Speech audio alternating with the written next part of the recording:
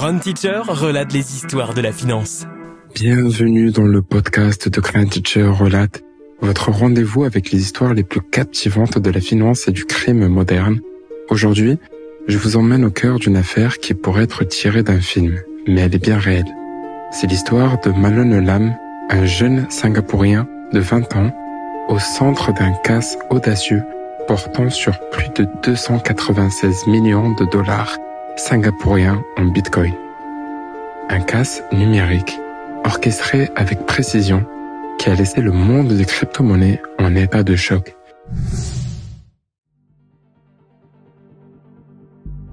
Imaginez un jeune homme à peine sorti de l'adolescence, vivant dans le luxe à Singapour.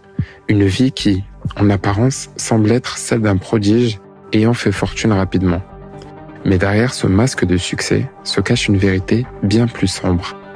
Malone Lam n'était pas seulement un homme riche, il était à la tête d'une opération criminelle. Avec ses associés, il avait conçu un plan pour voler des millions en Bitcoin. Et ce n'était pas un simple piratage, mais un chef-d'œuvre de manipulation humaine. Ils ont utilisé une technique appelée ingénierie sociale, exploitant la psychologie humaine pour tromper leurs cibles et accéder à leurs informations confidentielles. À l'aide de fausses identités et de faux prétextes, Malone et son équipe ont réussi à obtenir les clés privées des portefeuilles de Bitcoin d'une victime. Des informations essentielles pour transférer la fortune en un clin d'œil. Ils ont rapidement transféré les Bitcoins vers des portefeuilles anonymes, dissimulant la trace des fonds à travers des mixés et des échanges internationaux. Des outils spécialement conçus pour brouiller les pistes et échapper aux régulations financières. Les montants en jeu étaient astronomiques. Et pour Malone, c'était comme un jeu d'échecs virtuel. Chaque coup bien pensé, chaque mouvement camouflé, mais il jouait contre un adversaire bien plus puissant qu'il ne l'imaginait.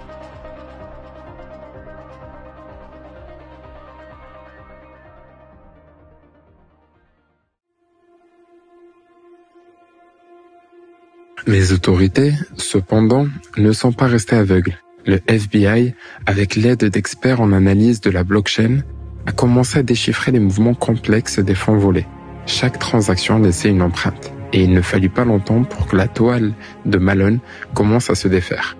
Alors qu'il menait encore son train de vie luxueux, Malone ignorait que la justice s'était rapprochée.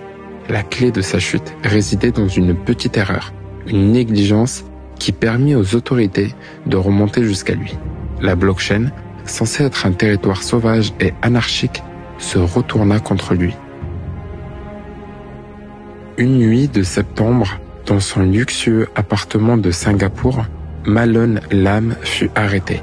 Les agents du FBI avaient soigneusement planifié leur intervention, n'offrant aucune échappatoire à ce jeune homme qui avait cru défier les lois du numérique. Les bracelets métalliques se refermèrent sur ses poignets, et tout ce qu'il avait bâti, sa réputation, ses richesses, sa vie, s'effondra en un instant.